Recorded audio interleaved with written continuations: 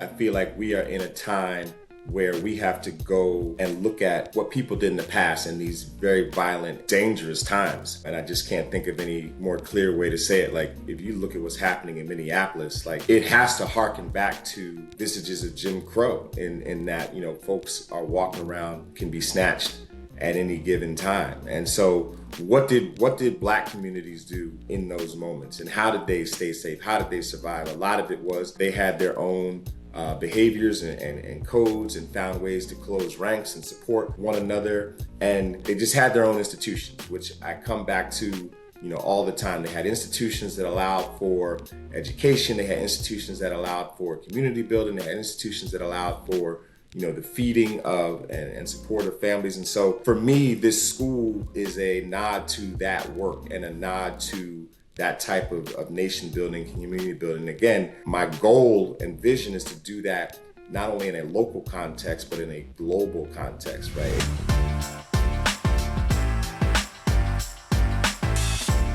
It is Freedom Friday and you are still not free. Welcome to Freedom Friday. It is Friday and you are still not free, but hopefully you will be freer after this hour with Ish and a special guest and me.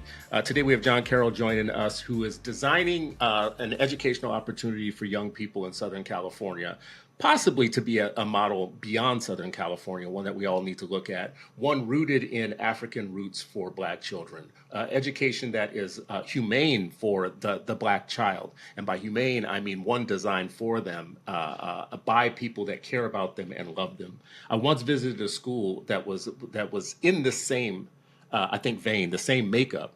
And the thing that I said when I left was, this looks like a place that was designed by people who love us. That was my exact thing I said to the school leader. This looks like a place and feels like a place that was made by somebody who loves us. And that's actually what I want to be able to say in more schools. And Jon, you are, I think, you're at the you're a front runner of the people who are going to make me have that feeling, because you're designing the experience and you're implementing it and you're establishing. See, a lot of us like to talk. Like we talk, right? And I talk, right? Like, if it was $1 a word, I wouldn't be sitting here right now, bro. I'd be in the BMW, cruise, $1 a word, But the people like you who are the architects of modern Black education don't get enough, I think, enough attention. So let's jump right in and bring you in. And Ish, feel free if you have anything that you think would help us guide the conversation better. But Jon, let's just talk about the concept that you are putting together and the school itself. What is the concept built on?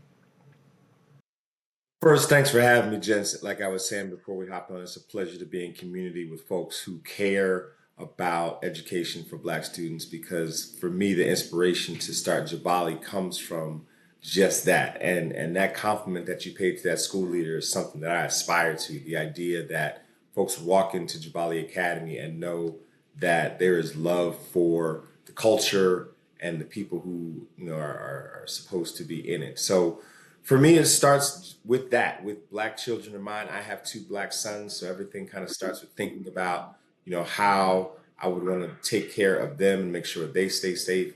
And then, their peers who are like them. And so I was somebody who went to great institutions. I'm from Philadelphia, so went to great institutions, both public and private, and got to see, much like you were saying to me, Chris, before, what it's like in different educational spaces.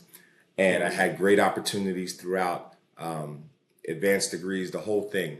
That allowed me to work in some wonderful school spaces. And as I was learning about how to be a professional in those spaces, as I was dealing with children, I got better and better along the way at understanding, how to advocate for them so that not only were they getting great education opportunities, but their identity was being affirmed. Because so many of us, and myself included, go to school as young Black people and figure out how to subvert, in some cases, our identity, our Blackness, for the sake of being in community with others. And I got to a point where I just wanted to turn that on its head, because I see the harm that it does for children in many cases. So my son just graduated high school, and it just seemed like a great time to, thank you. So it seemed like the right time to go off and give back and pour into the community, because I've been poured into to the brim in terms of the education opportunities that I've been given. So I looked at the map in Southern California, and Inglewood was a place that's experiencing this resurgence. Certainly in the sports and hospitality industry, you got the two stadiums there, you got hotels and all kinds of things being built. But for me, if you're really going to have that community rise and be something that's sustainable, you got to have great schools. And it's unfortunately a place where they have closed a number of public schools. So it was the right place. We found a building there. We were able to purchase it and get started. And so now Jabali Academy is set to open this fall with a cohort of 15 kindergartners and first graders. And Sharif is back. Good to see you, brother. You didn't tell me that this brother was from Philly too. Now I feel outnumbered. Now we got all these Philly roots, Absolutely. like on one show. It's like the real roots, It's like the actual roots on the show right now. This is the education version of Roots, the Roots.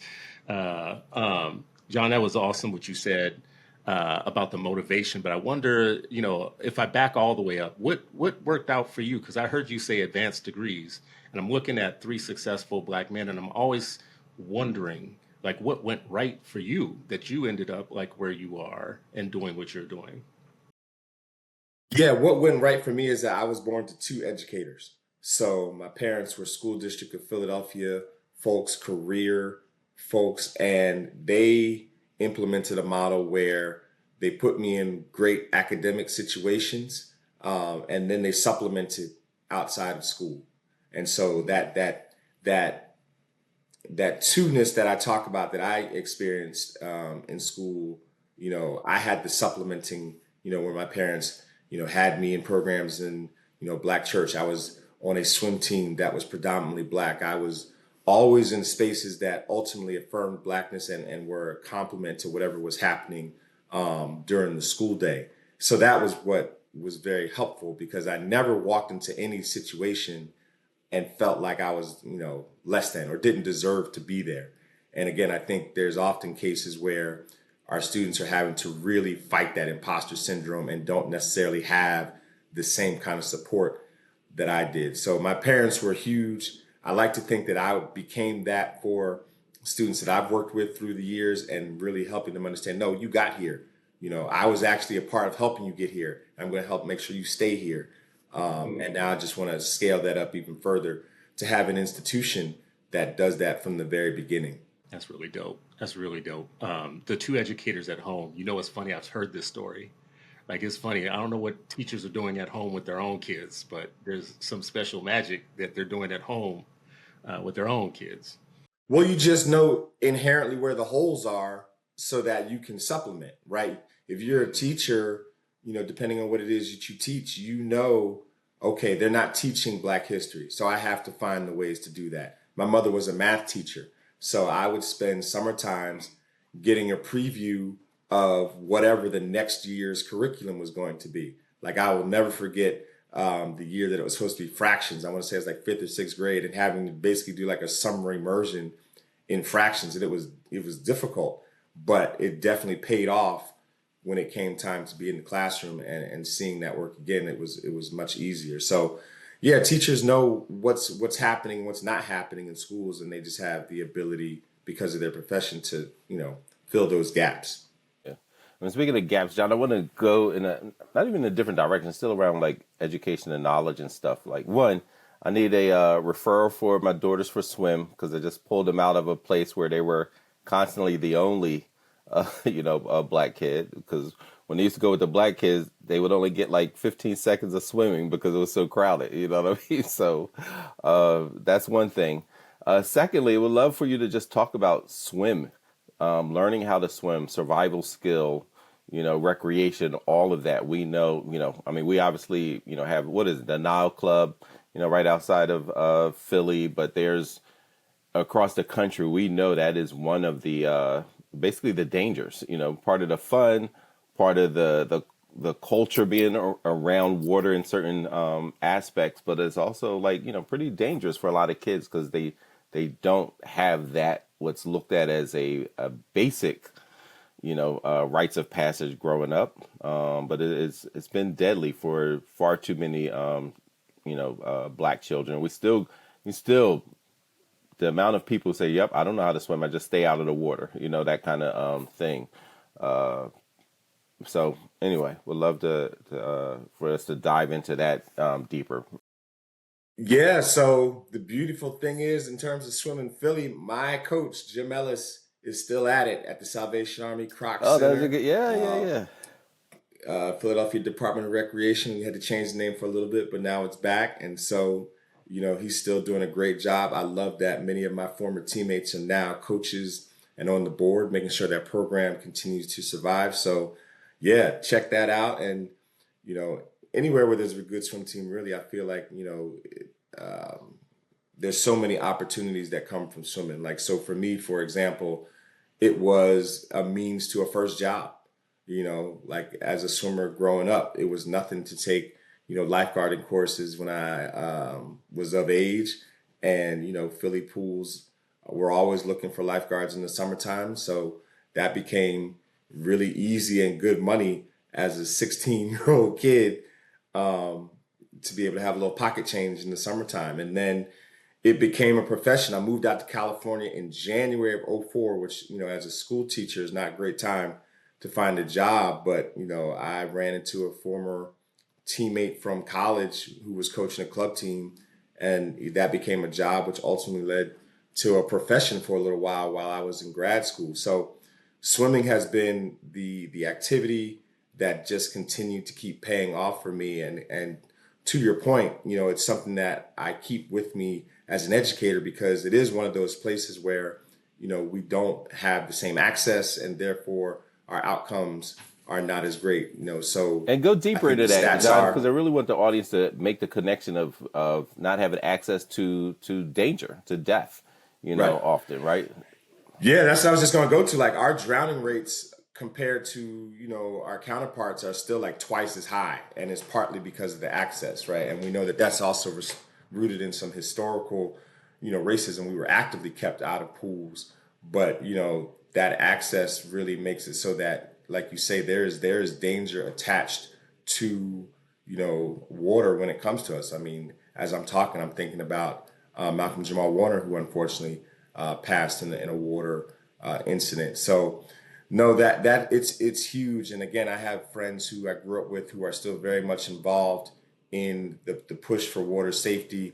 There's a documentary that just came out recently called "When Everyone Swims" that friends of mine took part in, and it just tries to spread the word about why it's important for Black and Brown communities in particular to actively engage in water instruction, water safety, because it's a fulfilling thing. It actually is considered a lifetime sport, and that certainly has been the case for me. I've tried a number of different things in terms of staying healthy and active, but I know I can always come back to swimming, and I'm not going to get injured, right? Like it's a thing that you can continue to do. It's not as hard on the body as for example, playing pickup basketball, even.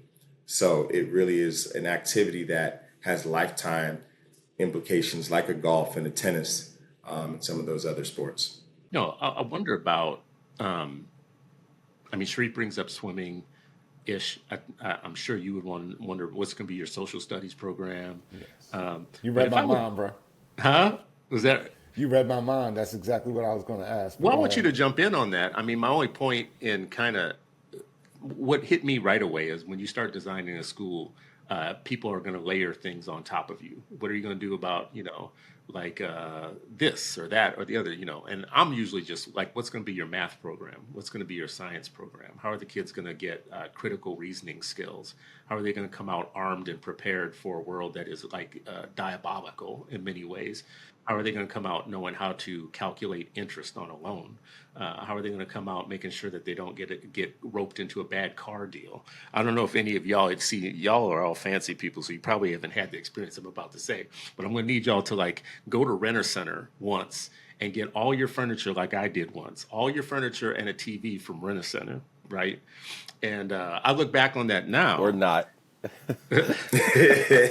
I'm always saying to do it as an experiment Oh, okay, all so right. that you can see how crazy It Get that is. lesson in predatory Yes. interest And it rates. is common. Like the number of people, number of my network at that time that had stuff from Renaissance, that's how I got it. People told me about it, right? If you go back and look at what I paid for that stuff, I was not prepared to even understand, like, what it was I was signing off for. Anyways, that's a long-winded way of saying there's so much that when you design a school that you have to layer on top of each other to prepare kids.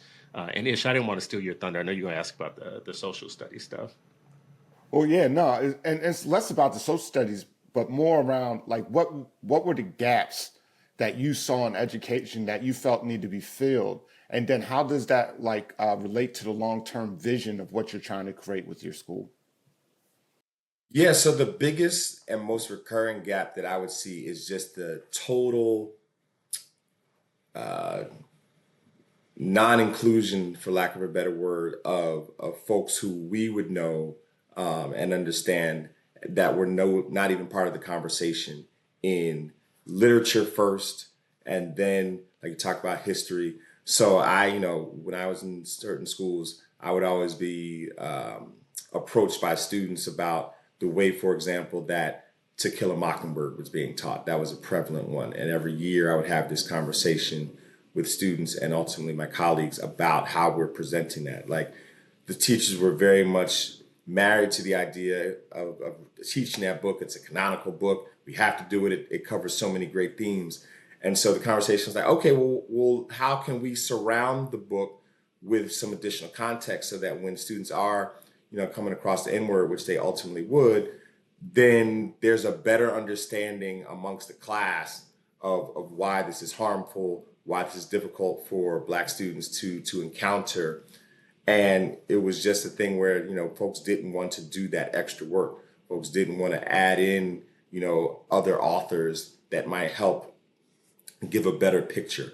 So that was the English part of it. And, for me, someone like James Baldwin not being included in many curricula is almost criminal. I think larger than that because I married a Nigerian woman, and so that really opened up my world to kind of the diaspora, and so someone like Chinua Achebe not being included in our the way we think about and learn about the African experience, that was big to me. And so when you cross that over into history and social studies, the fact that in many curricula you're not learning about the continent at all until late middle school, almost high school, is to me ridiculous because we're talking about the cradle of civilization. And even those who would teach it a little earlier would make it as if Egypt and that region was not a part of Africa, right? They were almost putting a much more modern spin on it in terms of it being Middle Eastern country or whatever you want to call it. I've heard people reject that notion of Middle East. So those were major gaps that led me to start doing summer enrichment with students and at least exposing them to African American literature, picking different stories and themes from the continent and the Caribbean and teaching that along with some of the sports stuff that we talked about earlier, and making an enrichment program that got enough success, and the piloting of that got enough positive feedback that it ultimately led me to think this could be a school. There'd be enough interest here to do a full-blown school, especially when you combine that with some of the identity stuff that I was seeing young people have to work through on their own. So much in there.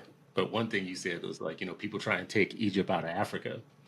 And they also try and forget where Egypt got everything from, right? Like that's the worst crime. The worst crime is like before you even take Egypt out of Africa, they pretend like it didn't get any influence from the south of Egypt, right? Like anything southern. Go down the Nile a little bit, and you start getting this wealth of stuff that nobody seems to teach. Nobody seems. You said they get it in middle school. For some people, they don't get into school at all, Yeah. K-12. And If when they go to get a to college, HBCU, right? They go to HBCU and then they get the finishing school. That's like the finishing school. Think about that. That's one of my biggest things. If you wait all the way till college to understand the full contribution of the continent, that means for 12, 13 years, you've been learning a history that is not fully formed, right? Like it's just factual that, when it comes to many of the things that global economies are built on, they come from the continent. You know, the resources, the processing of things, that comes from the continent. So if you've gone your whole high school career, didn't understand that, think about what that does for how you feel about yourself, whether you are white, black, anything, right? Even the way we racialize each other, that comes from telling the story of the continent, you know, and imperialization and colonization. All of those things, you know, for me, are contribute to what I would call a full and comprehensive education.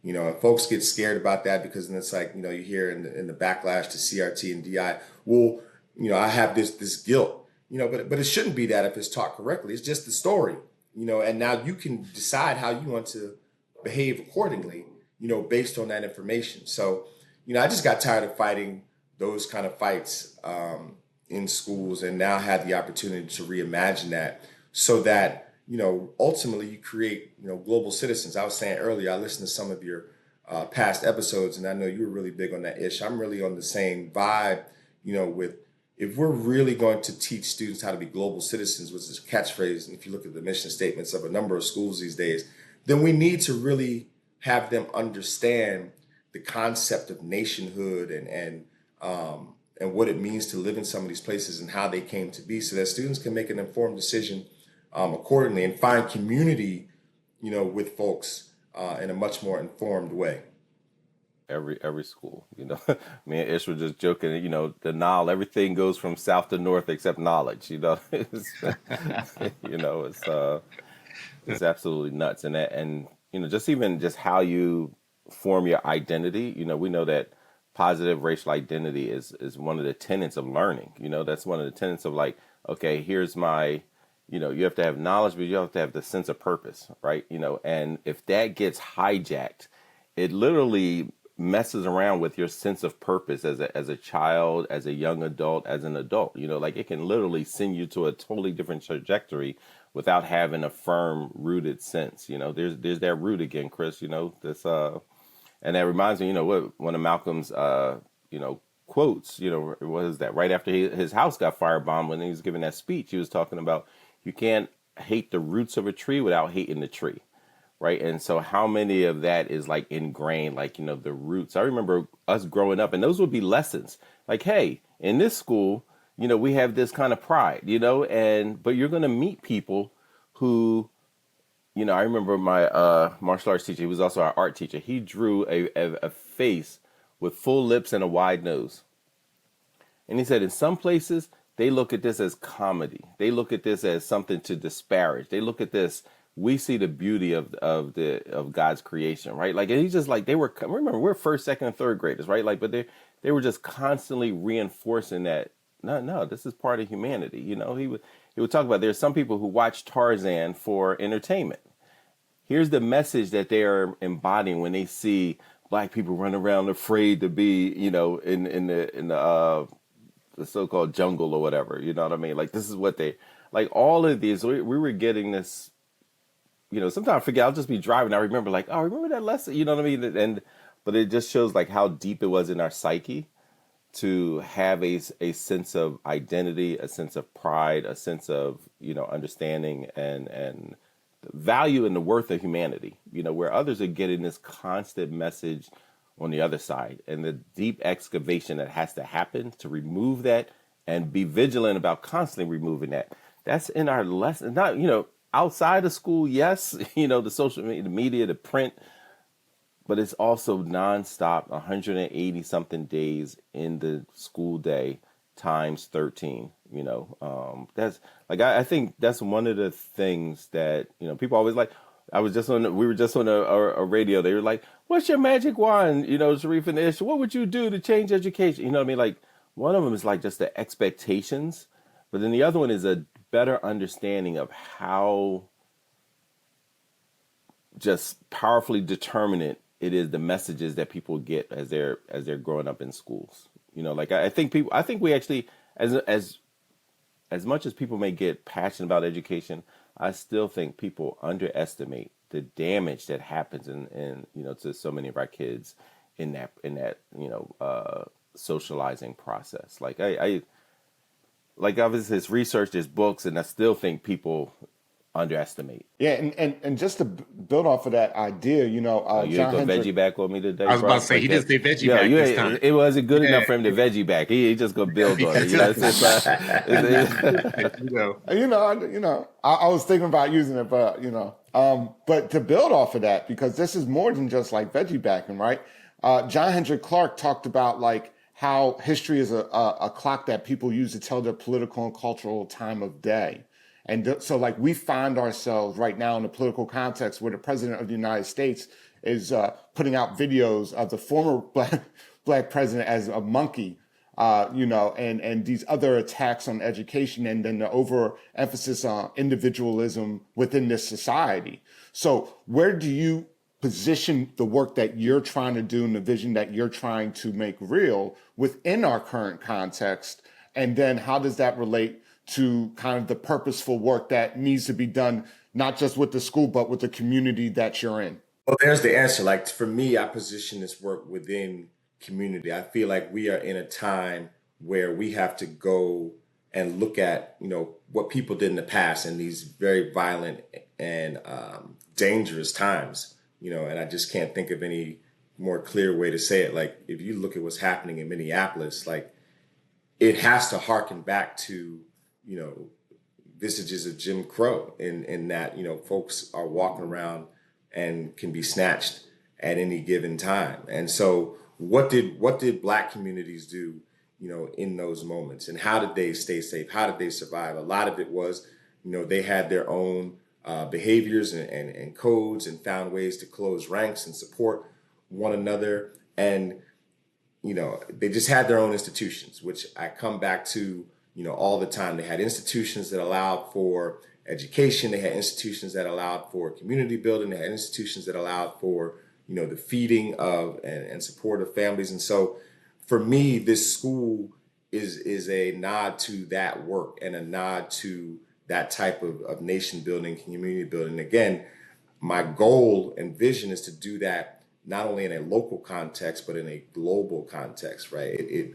It hurts my heart, especially being married into a proud Nigerian family, to hear the wars and the discourse that goes on, between, this nation of foundational Black Americans, and immigrant communities. And, you hear folks will say, well, Africans don't fuck with us or anything like this. And it's like, what are we talking about, right? And you see anti-Black, rhetoric coming from, other communities, sadly, that we support and try to build community with. So for me, the school is very much designed to engage those conversations and be a fact factory for, the actual story of how we're really connected, right?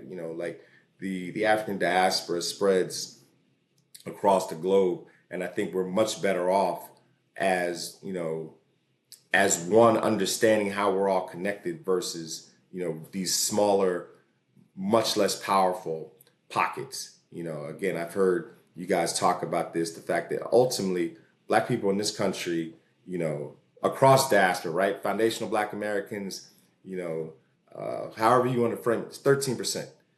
So if you're going to make an effective movement, there has to be coalition building. And so, I position the school to be, a resource and a place where that can happen on the educational side.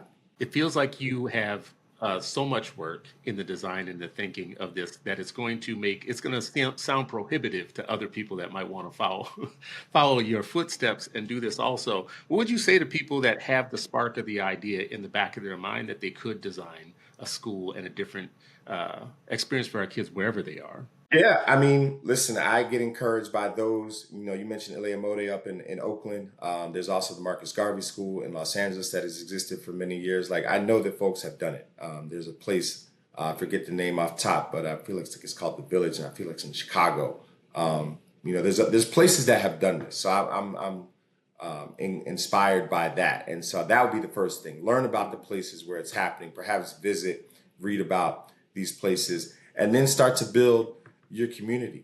So one of the reasons I'm excited to even be on this podcast, I've been fans certainly of what you do, Sharif, in Philly with your center and the conference that you run, and now learning about, the rest of the fine folks in this podcast. Like, that's community. So now if you have that community and that network that you can tap into, now you're able to identify and build resources to make an institution like this happen. And because, again, I look at other communities that have done this for themselves and are able to sustain themselves. I live in Woodland Hills, California. There are probably within 3 miles of my house 4 Jewish independent school institutions. And it's an area that has probably an overpopulation compared to the rest of the nation in terms of that, but they have those institutions and they can support them. And so why not in communities that are predominantly Black, would we not have institutions that are ours and that we can support and aren't tied to the larger school system context? I feel like I have to get into this a little bit, is the idea that, many folks will ask me, why not do, a charter school and therefore you're getting, state funding and all the different things. But I look around the country at what happens when you have successful charter schools directed to Black students. Like, they're either not allowed to scale up or they're held to, a ridiculously high standard compared to their peers in the school district. We find reasons, to close them the minute they have a misstep. So I don't really want to deal with any of those, type of politics. Like, we need to have institutions where we call the shots and are allowed and have the space to imagine and reimagine solutions, for the students coming in the doors, and not have to worry that at any given point, our vision is going to be soiled. Yeah, I have kind of a messy thought when I think about what you just said.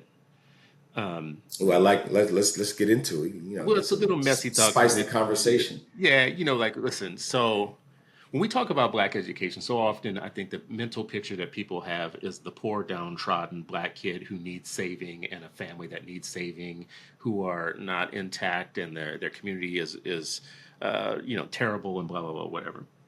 And the reality of Black life in the United States, especially as parents, is that 50% of our kids are in the suburbs, for one.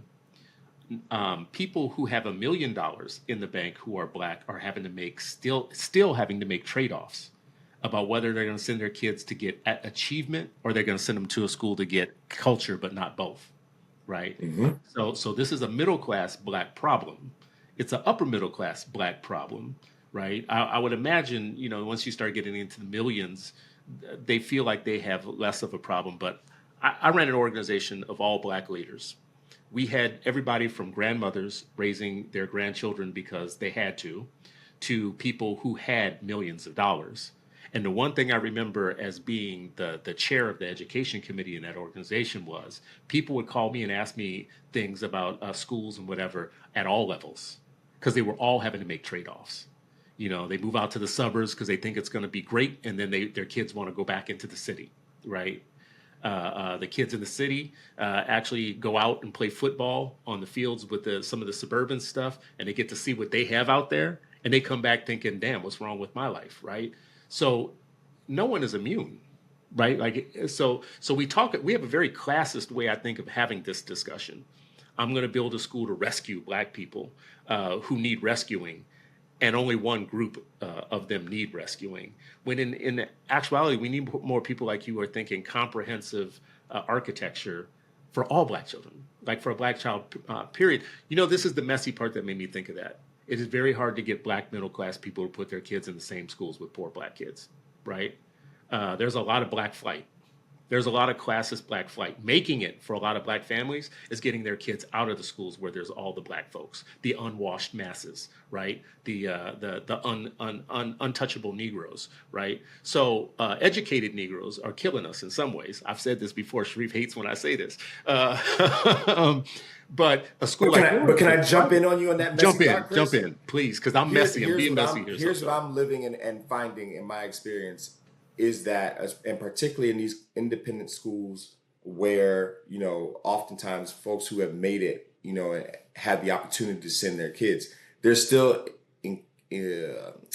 meeting with and encountering the same type of experience as the poor black kid in terms of how they're treated. So the problems are the same, and therefore they're looking to protect the spirit and identity of their young black children and needing a place to do that, right? So at the end of the day, folks are realizing, and particularly in this moment where you're fighting against DEI in schools, they're taking books out of schools, no matter what kind of school they are. Folks are finding that, well, if my money didn't buy the protection for my child that I thought it did, and yeah, we have some nicer facilities, but ultimately the experience is still fraught with the same landmines, then this still may not be the place. And so much like we are seeing a renaissance and a rebirth of the value of HBCUs in terms of the number of applications that our HBCUs are getting, I feel like all the way down the pipeline, we need to have those places where families across the class spectrum, because you're right, historically, folks who make it or end up on the higher end of the socioeconomic spectrum don't always feel like they need to be in community with those who have less.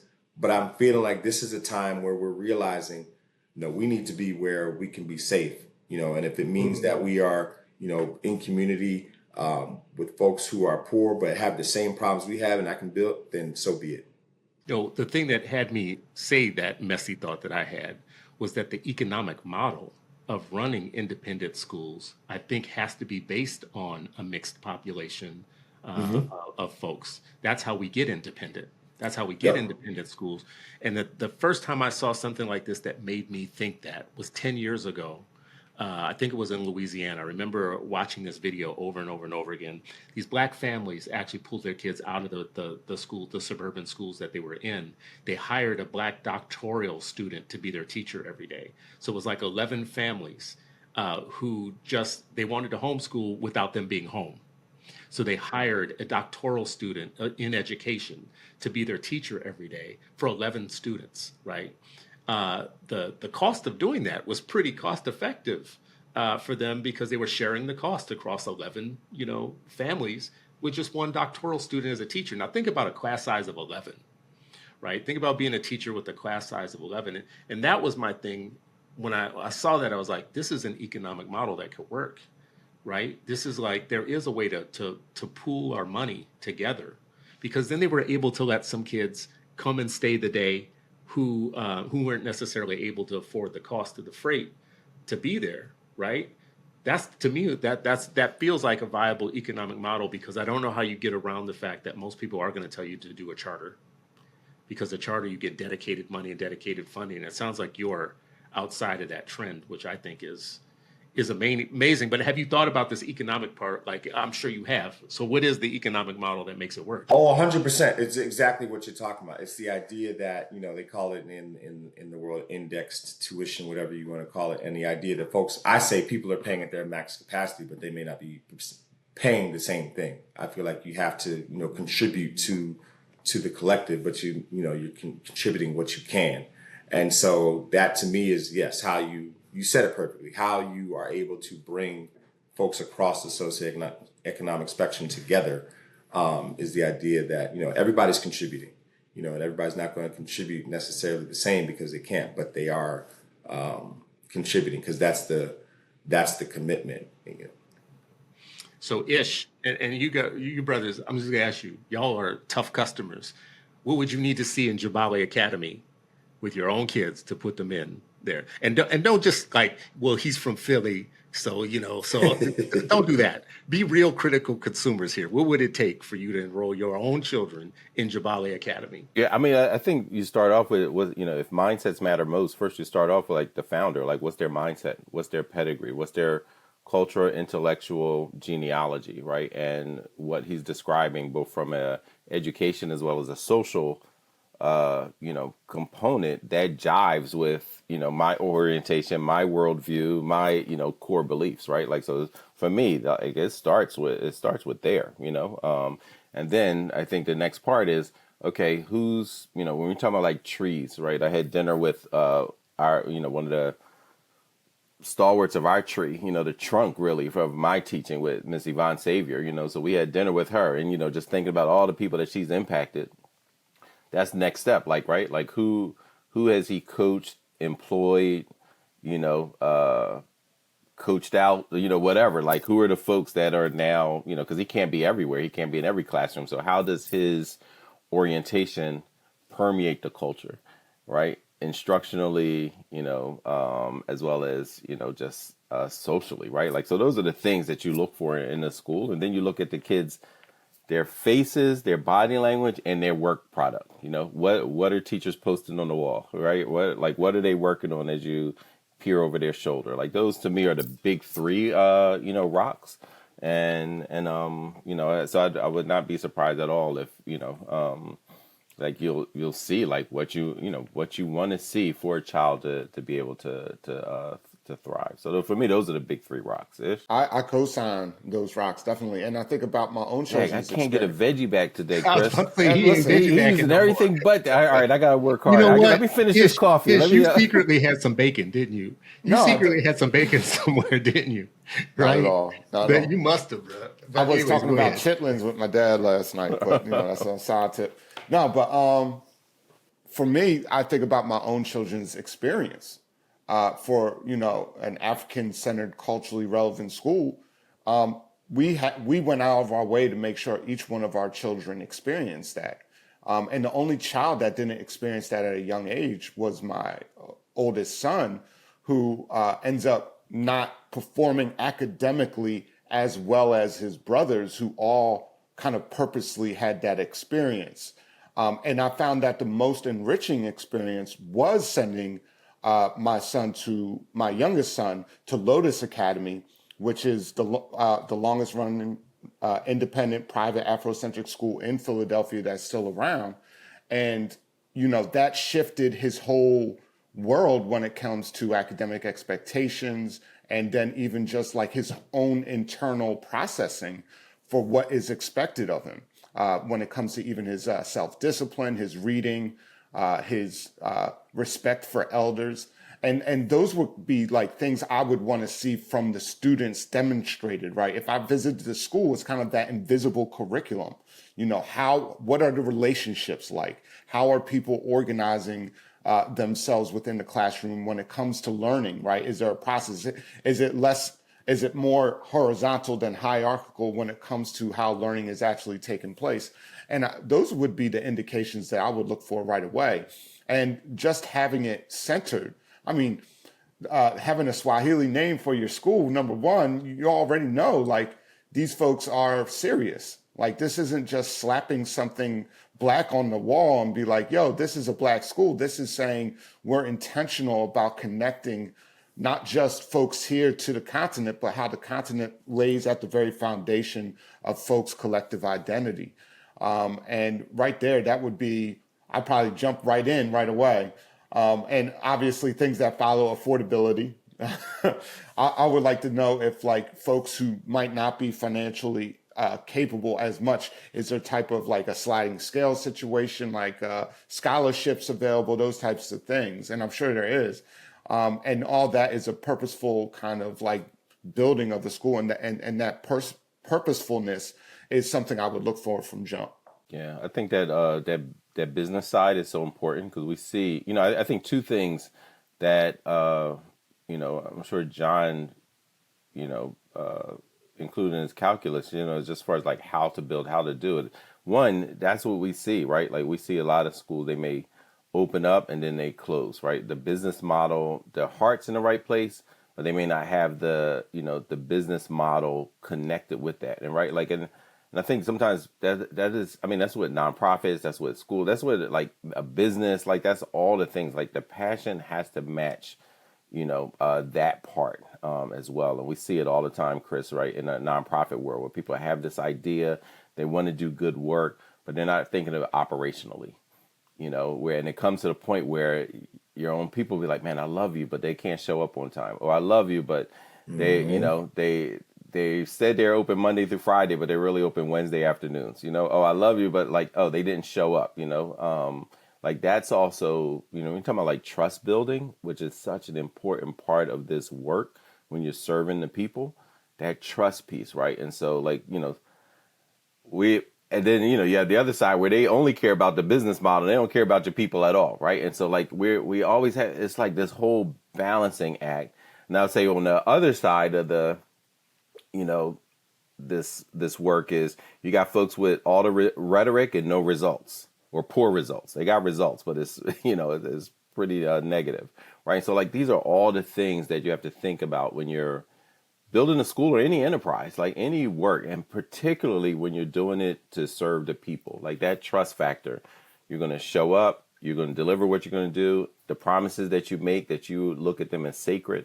All of that, comes into leading a school, leading a classroom, let alone leading a school in a district. That goes back to, I'm sorry. No, go ahead. That goes back to what you were saying earlier, Chris, is like if I were to talk to people about starting this, the reading and the experience become so important, right? Because I think about what Brother Sharif was just talking about. It's like, I think about the model, and I learned so much reading about, how the Black Panthers were able to build out an infrastructure that wasn't just about kind of the activist stuff. I know you guys had the recent stuff in Philly with this new chapter, this new group, but folks need to read about and understand the organizational structure that was involved that allowed them to sustain. There was an economic model behind everything that they were doing, whether they were selling books and other literature that sustained them. And so for me, I've had both that research and then also having the hands-on, like I've been in the top shelf school. I've been in one of the schools that, can make an argument to be one of the best in the country, and up close got to see, how that machine runs. What was that, Joe? Germantown Academy? Which one was that? Which one did you go to? So funny you mentioned Germantown Academy. That was my first job. Okay. So I went to Germantown Friends. My first job out of school was Germantown Academy. I was there for a couple of years. And then the last decade, I've been at Harvard-Westlake out in California, which, again, is a destination school out there, one of the largest day schools in the country. And just the way that, they're able to keep the machine running, from a financial aspect is like, that it was a master class. It was a master apprenticeship. And if you're going to do this, this is what you aspire to in terms of making sure that all the resources are generated, so that you can do all the things. So those are all very, very important steps, because for me, that trust that I think you mentioned the issue is so important, and you're pulling people hopefully away from, again, places that are a little bit more established. So you have to work that much harder to build that trust and then keep it. And so, that's where the background and a great team, anybody who would ask me about starting this, I would say, who's your board? Because that's critical.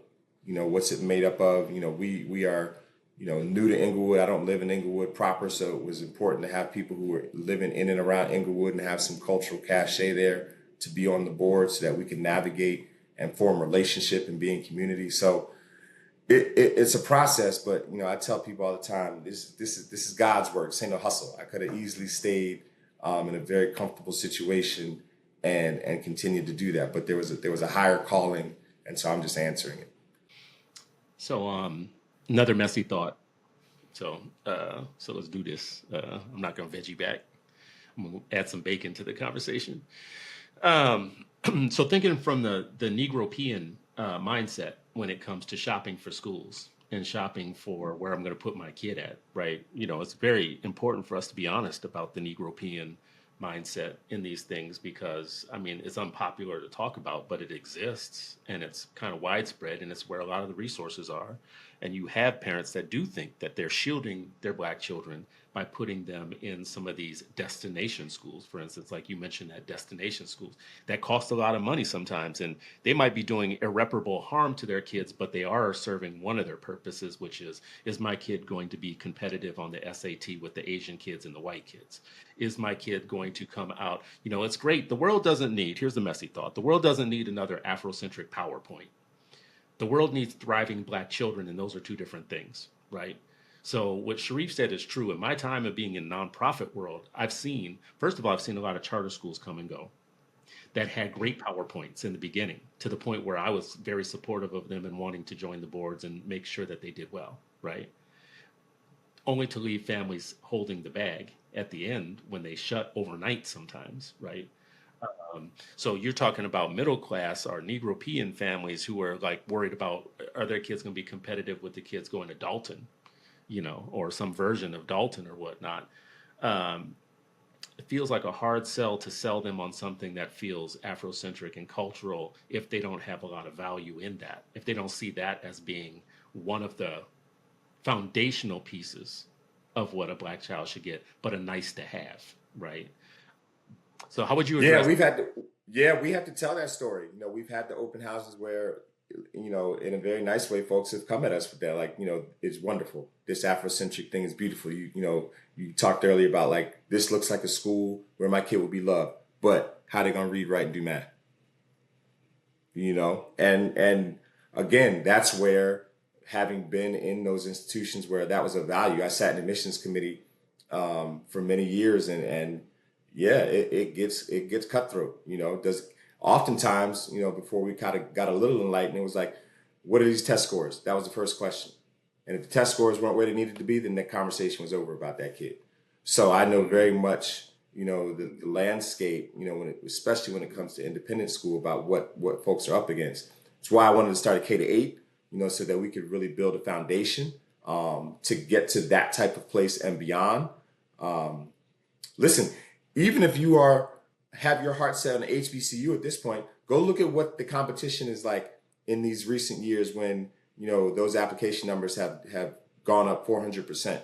Like what folks used to think would get into, your Howards, your Hamptons, your Spelmans, like that bar has gotten higher.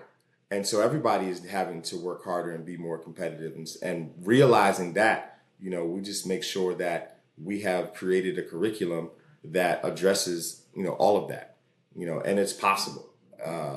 And we just have to do the job to sell families on that there is a way to have rigorous academics and help, create a very excellent student who at the same time has a sense of who they are, a sense of purpose, positive sense of self, and doesn't feel like they're a second-class citizen. And in fact, aspires to be a global citizen. Exactly. So it's possible to build a full school, not a half a school, right? Because I think that's what a lot of people do. They do a tenth of a school, a quarter of a school, a half a school. But like these tenets are part of a school, a learning community, a thriving learning center that thinks about the full human being, right? Like that's to me that's the sweet spot, and it's too rare for our kids, unfortunately, far too rare. I think as we wrap, the reason I go back to the question I asked you earlier, John, about what worked out for you, is I always feel like I'm curious all the time about people who went to these so-called destination schools and got to see the other side and weren't so enamored with it that they came back thinking that's all our kids need. Someone like you who comes back and says, I've seen that side of things, but I've also seen the fact of what could be better for our own kids. So I'm going to design something specific for us. That's where I think we get more than a PowerPoint. When we have people like you who actually have seen the other side and know its faults and its advantages, come back to design something specifically for us, right? And the reason I asked the parent question about, like, as a consumer, is in this discussion we're having right now, I'm more of the consumer than anything, right? I'm not a school leader. I'm not a principal. I'm not someone who has studied for a PhD to get the more empirical information about You what don't have makes all a the good school and fancy that. book knowledge. So, Yeah, all the fancy book learning. Yeah, I don't have all the fancy book learning that everybody has, but I do have multiple kids, and I've had to think over years, all the way going back to the 90s, I've had to make decisions constantly. You mentioned K-8. There was a point in time where, people had me worried about middle school. So is a K-8 better than, having the three schools, the elementary, the middle, and the high school, blah, blah. This is things as a consumer I was having to balance out with also the culture. And is my kid going to be competitive? Is he not even going to be competitive? Is he going to do better than me? Right? That was my real thing. Is he going to get a job? Is he going to get out and live the life that my fancy friends are living? Is he going to go to lunch? Is he going to have brunch once in his life? Right? My oldest kid actually has more stamps in his passport than I have, because I have none in my own. So my own American dream Let the was people him. know you just got your passport, right? I got my passport a year or so ago, but when he was born, my goal for him was to hit every milestone like that I didn't have. And he graduated high school and went straight to college. He graduated college and went straight into the world. And he left right after college graduation and went and taught in South Korea and in the Philippines. He also had spent some time in Chile and Dubai, whatever. I've seen none of these places, but that was my American dream. My American dream was he does better than me. I went to a lot of schools that had, you said half a school, Sharif. I went to a third of a school in so many places.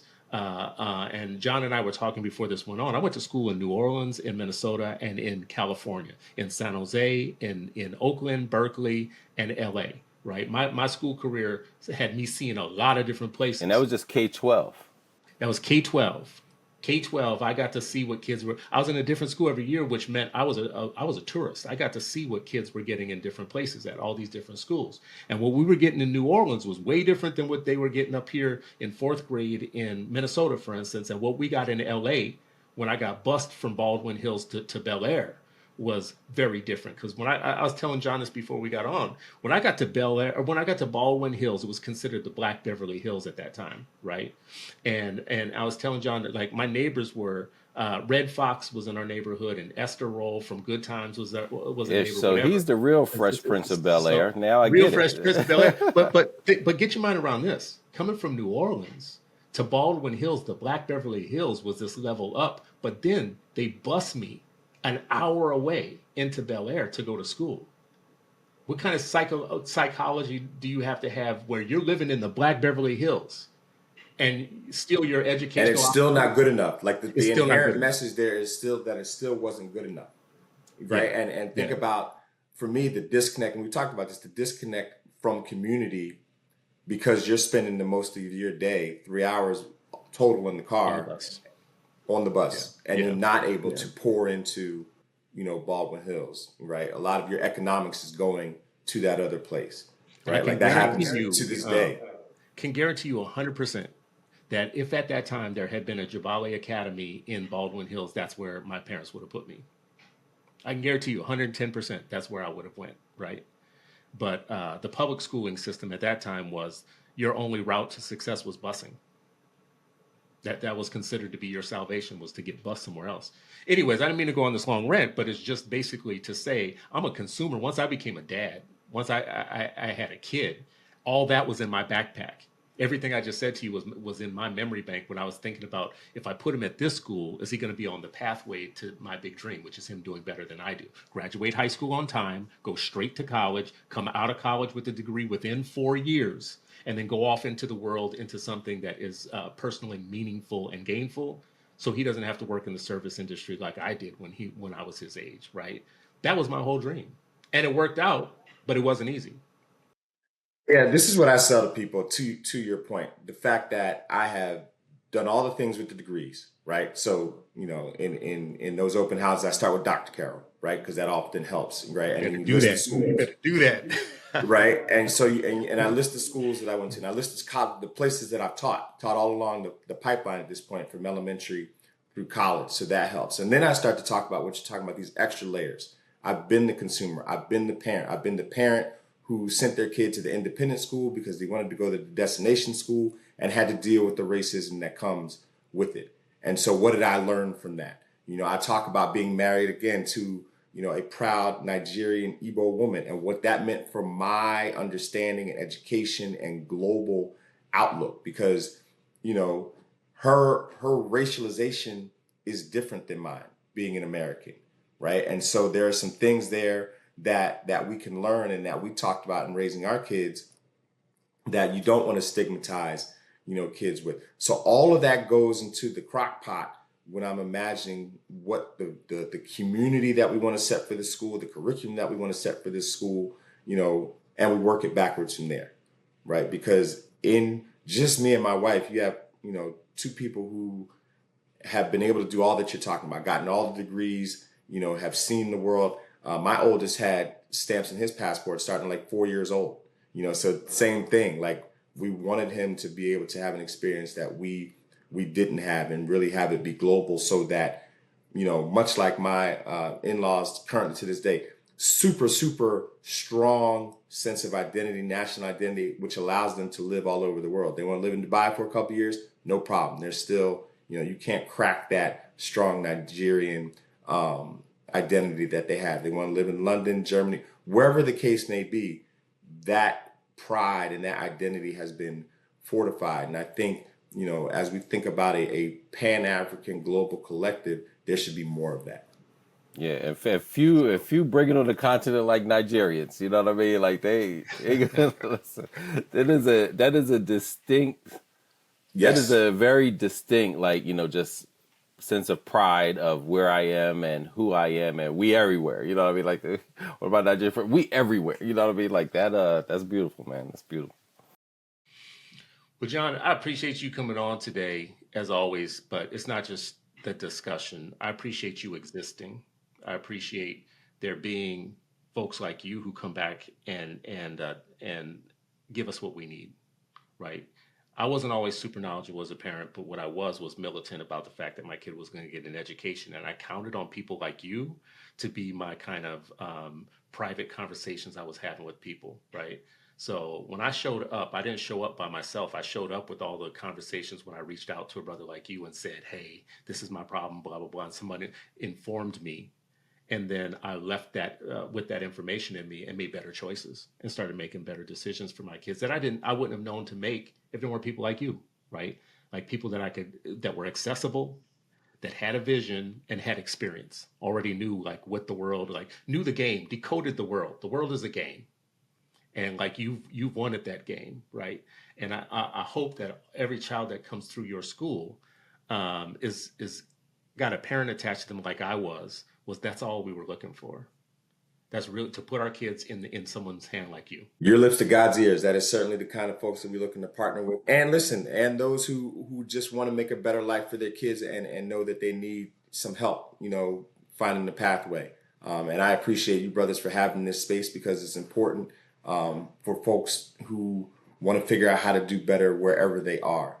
There's multiple experiences and states represented on here, and folks have started to ask me, well, are you going to have multiple of these? Follow more like a KIP model or anything like that. And I say, I don't think so, because that's not me, but I hope that perhaps I inspire someone who's in another place to do similar. We can be connected and form a network, because ultimately we need to have, in the same way that we have a pipeline of institutions that are at the college level, the HBCUs, we should have, more Afrocentric schools that are serving kids. You shouldn't have to wait to go to college to have an HBCU experience. To me, that's the craziest thing. I'd be like, oh, just here. And then once you get to why? Why can't I have that in pre-K? Why? You know what I mean? Like, it makes no sense, man. Look, I think, one,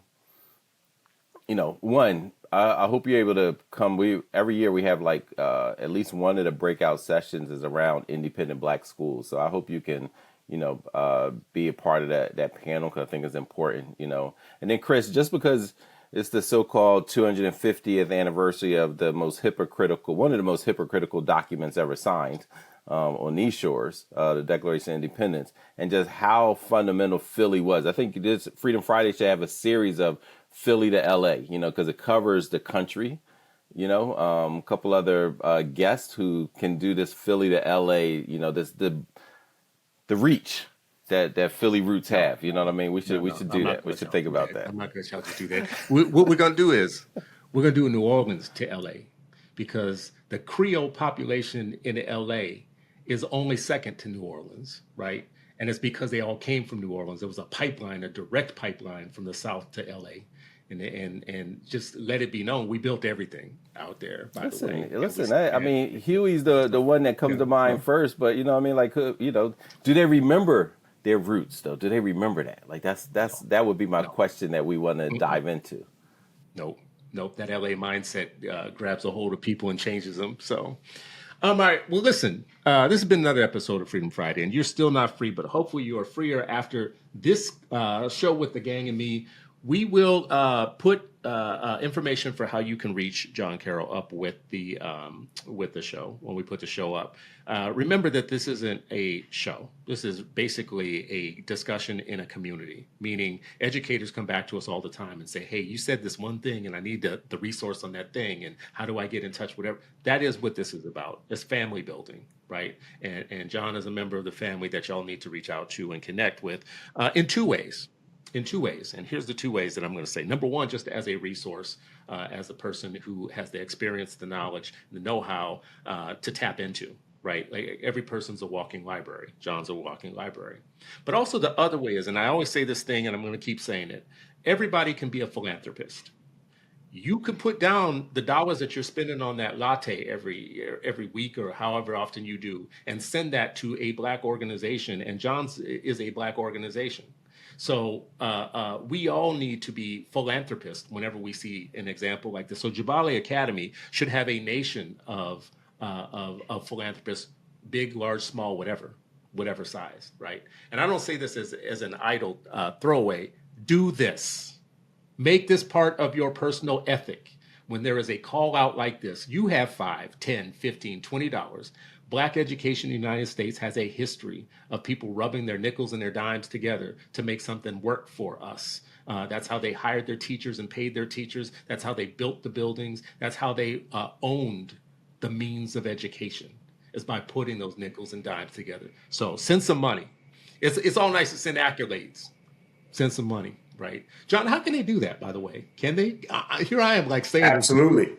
No, JabaliAcademy.org. That's JABALI Academy.org, all one word. And absolutely, they can do that and sow into us because, we need it. We really want to make sure that we continue to be independent and build a fund so that folks who come to the door have a pathway to be part of the school and continue to pay top-notch teachers that, are really loving on our children and think about the best ways to move them forward. We're going to continue to buy, because I want to build a pipeline of teachers. If we talk about Black education, I know we're wrapping, but one of the ways that I would say post Brown v. Board that we were hurt the most in Black education is the teacher pipeline. And so I want to help do my part to reestablish that so that, as we think about Jabali Academy and other institutions, there are places for those teachers to go. We certainly need them. Excellent. Thank you all for listening, for watching, and by all means, mail off that money. We appreciate you all, and share this show with others. Click, like, subscribe, and share this show with others. This has been an episode of Freedom Friday, and we will see you on the next one.